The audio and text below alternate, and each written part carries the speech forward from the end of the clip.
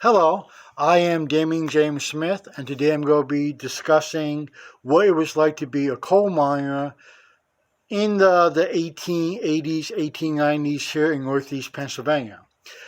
I found this story. It actually was on the Ohio State University website, and it's actually called A Miner's Story, and it was originally written in 1902 in the Independent.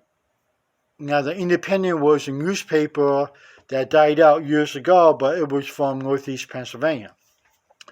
The story focuses on a miner's perspective of him and his family in the Anthracite Coal region of Northeast Pennsylvania. And he starts off by saying that uh, the miner is describing himself as being 35, and he been working in the mines the last 23 years and started at the age of 12 and been pretty much his whole life in the coal mines. His father was a coal miner who actually died 10 years before this story was written, which would have been in the year of 1892. And he died from what we consider black lung or miner's asthma. So he has three brothers. He actually has five brothers, but three of them are fellow miners. And he goes on to say that growing up, he didn't really have an education. Nobody in his family had an education. And about the age of 12, they began to be put into what we consider a screening room at a coal breaker. Now, the coal breaker here, these young boys, often called breaker boys, will begin to pick slate from the coal. As from moving on from that age of 12 and being a breaker boy, they actually got to work in the mines as what they call driver boys. Now, driver boys were the people that actually pulled out the wagons of coal. They hooked up the mules, the donkeys, the horses, and would feed them and go back in the mines and pull out another load of coal, and so forth and so forth.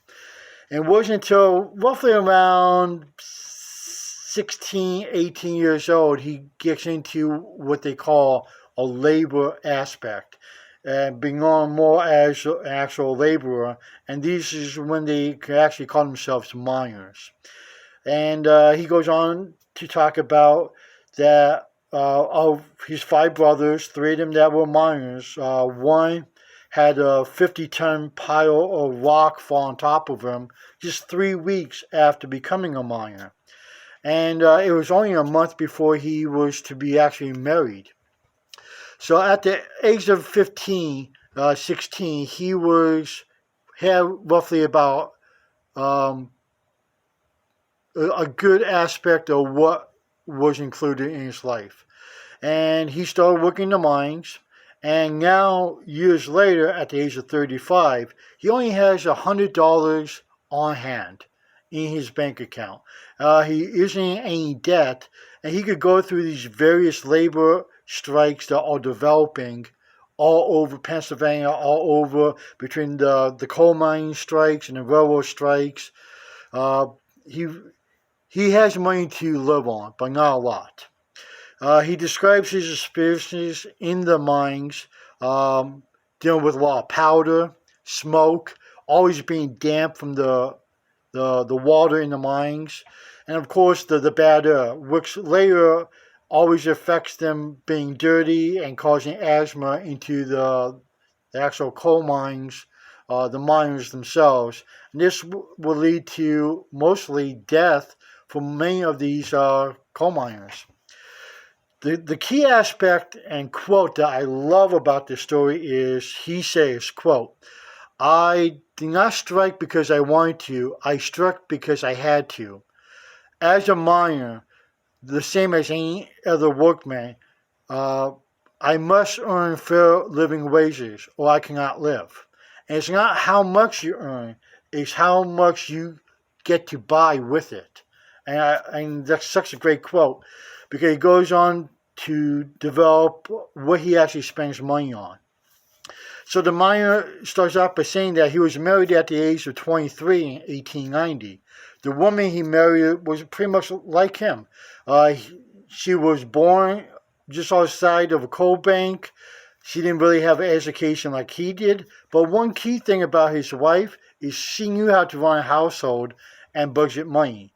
So after paying the preacher, when they got married, they had $185 in cash. And they had the well wishes of many friends to start them off. Most of the cash went to buying the furniture and the stove and everything else as a new couple. In 1890, there wasn't really a lot of work because of the various coal strikes in the area.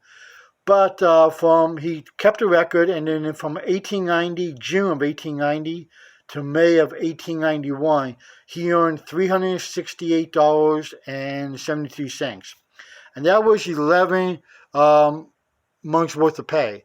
Of which he paid $10 a month, and just to buy food and stuff, it was $20 at the market per month. And then by the time he had to pay the mining company for his oil chutes and gum boots, he was in debt. So within that first year of being married, he was in debt.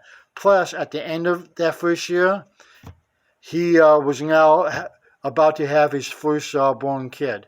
So it didn't really help him, but he managed through and pushed his way through. And then after years, he got ahead.